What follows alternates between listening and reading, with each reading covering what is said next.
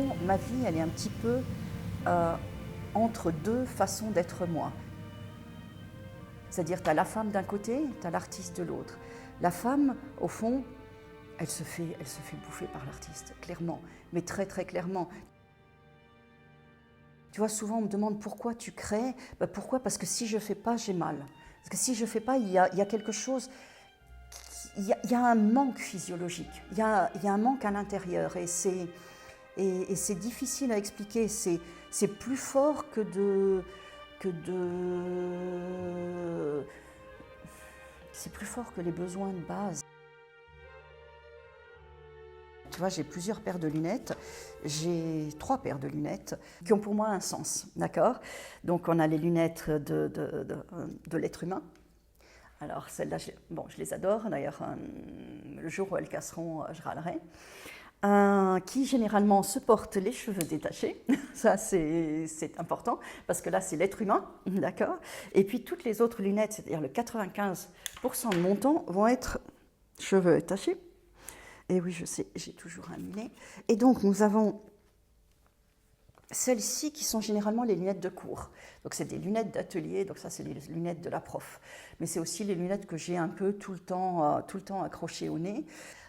J'aime enseigner, j'aime partager, j'aime ces moments de cours parce que c'est des moments dans lesquels je suis complètement pour l'autre.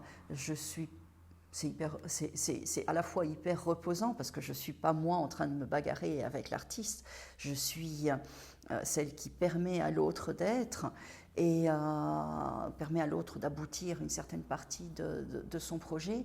Et j'adore ces moments de partage, mais dans ces moments de partage, au fond, je vais être à la fois la cire et l'étincelle. Tu vois, la cire, dans le sens, la matière première, c'est-à-dire celle qui donne qui donne la matière, qui donne les outils, qui explique comment les choses sont possibles. Et l'étincelle, ça je trouve ça très beau d'être par moments l'étincelle, c'est au fond celle qui ouvre des portes. Et puis enfin, j'ai mes lunettes machines, et ça, c'est les lunettes de l'artiste. Et oui, c'est aussi une façon de se mettre dans un mood, tu vois. C'est comme s'il y avait un filtre entre toi et la réalité. Quand je suis derrière ces lunettes, je ne suis plus l'être humain, je suis celle qui brûle. je suis celle qui brûle. Ouais. Enfin, celle qui brûle à l'intérieur, mais c'est pas désagréable. C'est-à-dire que quand je suis avec une pierre, je suis dans un autre monde. Dans un monde dans lequel le temps n'existe plus, la fatigue n'existe plus, et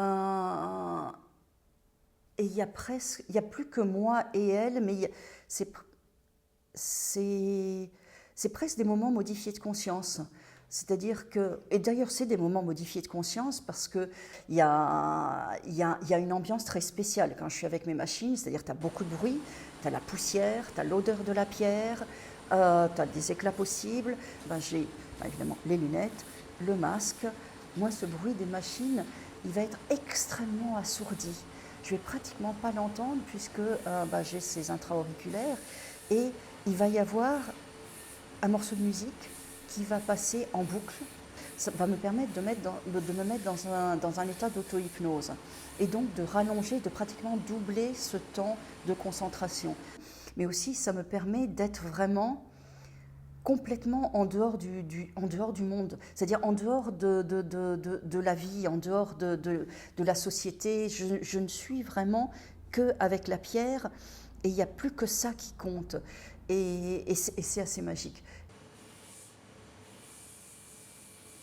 Il y avait une thématique qui était super intéressante, qui était est-ce que dans la vie tu veux être la bougie ou quelle partie de la bougie tu es?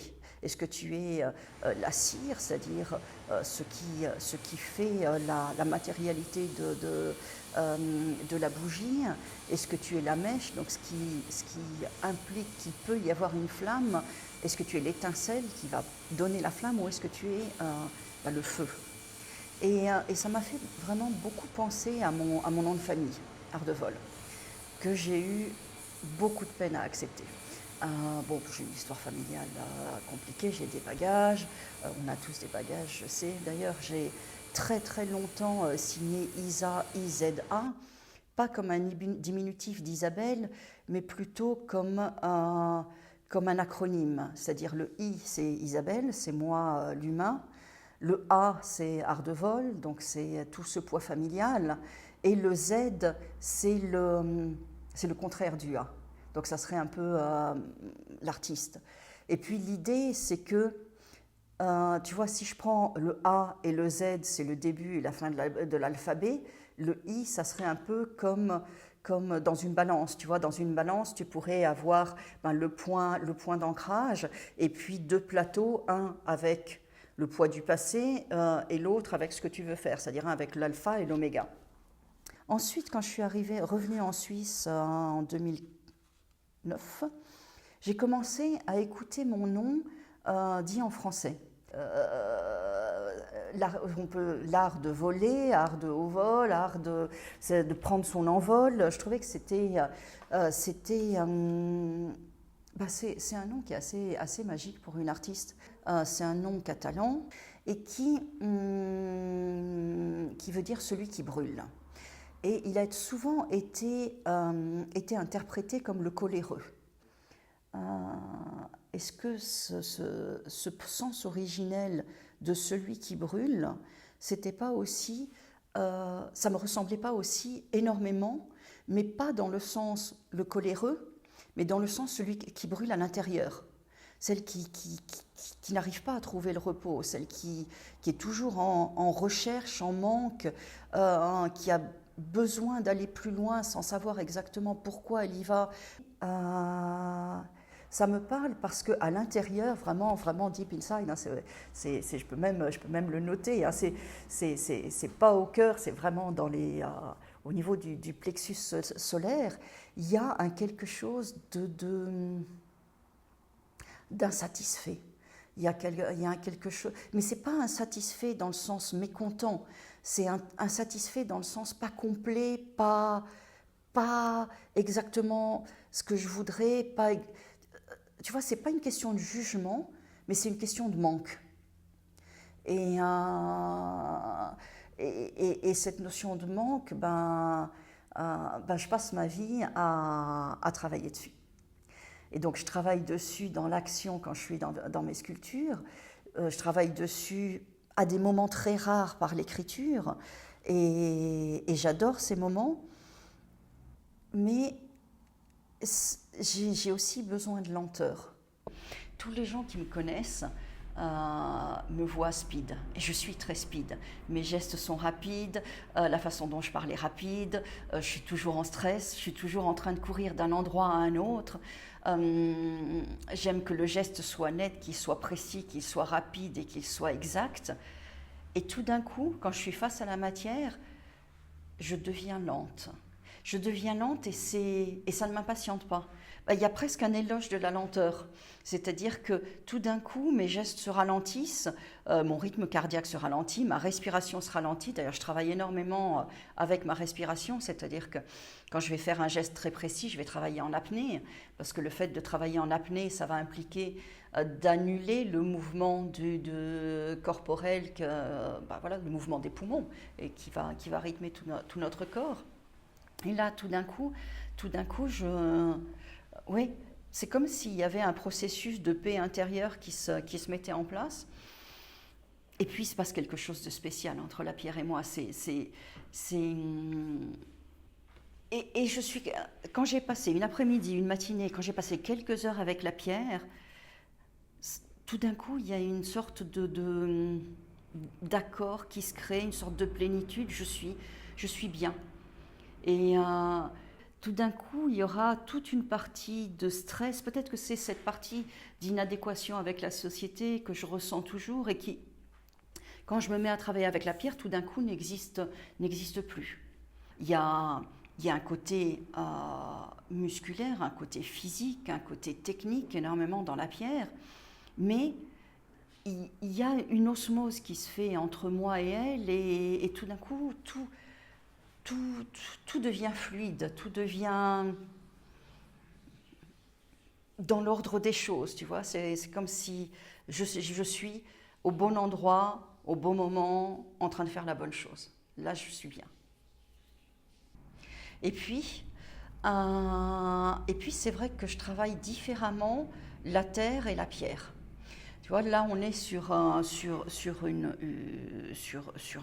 moulage d'une de mes sculptures, mais un moulage qui est, qui est en terre, hein, qui est en argile, qui va être très différent de la pierre en elle-même.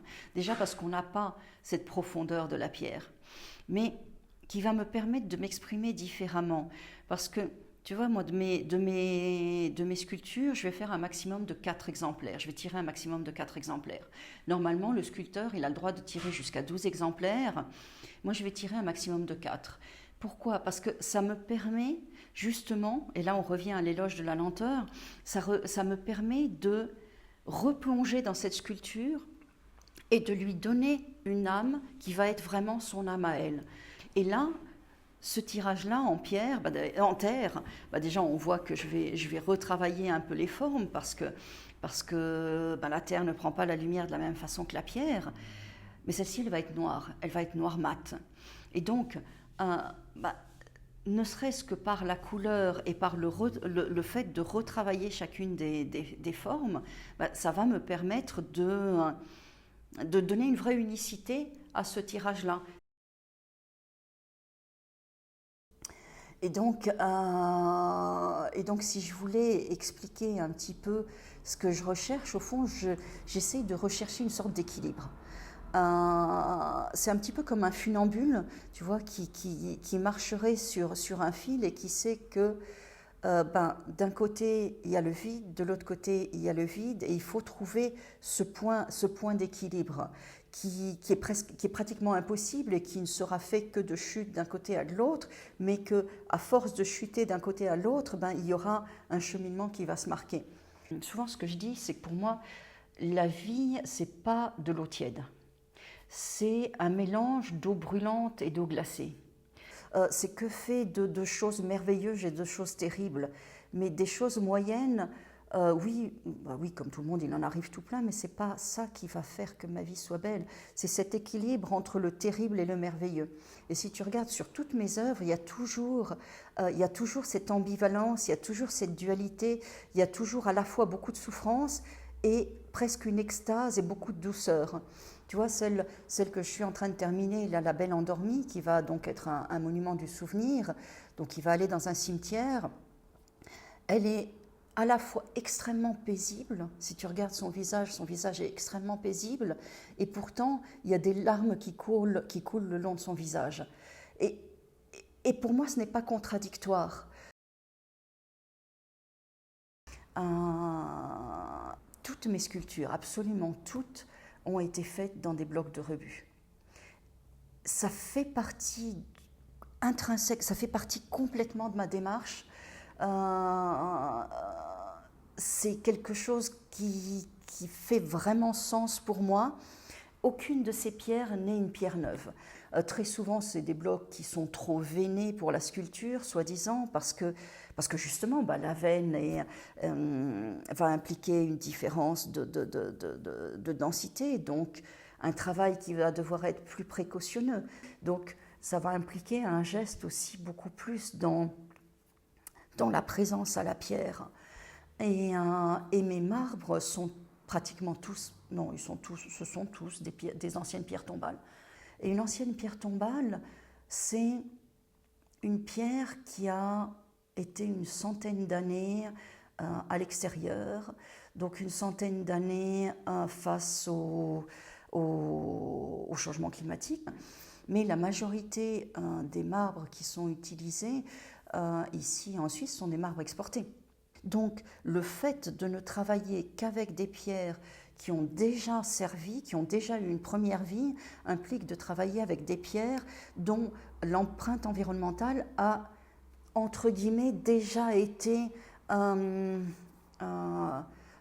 utilisées. Elles n'ont plus d'empreinte carbone. Enfin, si, elles en ont une légère parce que je vais aller les chercher dans des cimetières qui sont très proches d'ici. Mais c'est un transport qui est très faible par rapport à un marbre qui va venir, je ne sais pas, de Turquie, d'Italie, et souvent de beaucoup plus loin encore. Et puis, il y a quand même une petite empreinte qui est faite par mon travail à moi. Mais comparé à l'empreinte carbone de l'extraction et du premier transport, ben, c'est quand même très très faible. Et d'ailleurs, un jour, je calculerai cette différence. Tu vois, sur toutes mes sculptures que j'appelle émergence, c'est-à-dire sur toutes celles dans lesquelles tu as une base déstructurée. Elles ne sont pas déstructurées au hasard. Les sols vont se fissurer de façon extrêmement différente s'il s'agit d'un sol plus argileux, s'il s'agit d'un sol plus désertique, s'il s'agit d'une sécheresse extrêmement ponctuelle. Et donc j'ai pris tout plein de photos tout au long de ma vie et je vais utiliser ces photos de terre fissurées, déstructurées, et je vais venir utiliser ces photos un petit peu comme des plans ou la base pour les socles de ces sculptures. Et je trouve que ça, c'est aussi important, parce que ça vient poser esthétiquement le fait que ces pierres, elles ont déjà une première vie. Et donc le fait de venir poser ce lien au réchauffement climatique à travers mes socles déstructurés me permet de poser un lien visuel et facilement identifiable à cette partie de l'essence de mon œuvre. Donc ça, c'est vraiment la première raison. Ça, c'est la raison intellectuelle, c'est la raison raisonnée de pourquoi je ne travaille qu'avec des pierres qui ont déjà eu une première vie. Mais il y a une deuxième raison. Et donc cette deuxième raison qui pour moi est tout aussi importante, c'est le fait qu'on soit tous nés avec un bagage qui n'a pas été choisi. Parce qu'on n'a pas choisi où on est, on n'a pas choisi de quelle ethnie on est, dans quel milieu social on est, dans quel pays on est né. On est né dans une société avec, voilà, je suis née femme, j'aurais pu naître homme. J'ai aussi tout le bagage de mon enfance, de ma jeunesse, de mon ADN, parce que quoi qu'on dise, on a un patrimoine génétique. Et ce bagage-là, je ne l'ai pas choisi. Mais c'est de ma responsabilité de faire avec tout ça quelque chose qui soit une vie pleine. Je trouve ça presque beaucoup plus beau que le fait de juste suivre une ligne prédéterminée. C'est-à-dire quand je pense à une pierre tombale en soi c'est très noble, il y a cette idée du souvenir, de la permanence, c'est très beau, mais quand je viens les récupérer, elles sont grises, elles sont noires, elles sont abîmées, elles sont tristes. Et le fait de venir tailler dedans et tout d'un coup de leur donner une autre raison d'être complètement différente, une autre vie à laquelle ces pierres tombales n'avaient jamais rêvé, n'avaient jamais... Bon, elles ne pensent pas, d'accord, les pierres, mais devenir une sculpture, c'est pas le but d'une pierre tombale. Le but d'une pierre tombale, c'est juste assurer le souvenir. Et tout d'un coup, leur donner cette nouvelle mission, leur donner cette nouvelle vie, pour moi, c'est vraiment un processus de sublimation. Et quand je vois une de mes pierres finies et que je me souviens de ce qu'elle était, je trouve ça un peu magique. Je trouve ça extrêmement beau. C'est pas ma sculpture en elle-même que je trouve belle, même si il y a des fois je me dis t'as quand même bien bossé, mais c'est pas la structure en elle-même que je trouve belle, c'est ce processus de transformation, c'est ce devenir quelque chose d'encore plus abouti, d'encore plus pensé, d'encore plus vrai. Et donc il va falloir que de la même façon qu'avec ma vie je fasse quelque chose, il va falloir qu'avec cette pierre qui a ce premier bagage, moi je fasse quelque chose. Et je trouve que c'est très beau, cette idée de faire quelque chose de quelque chose déjà existant.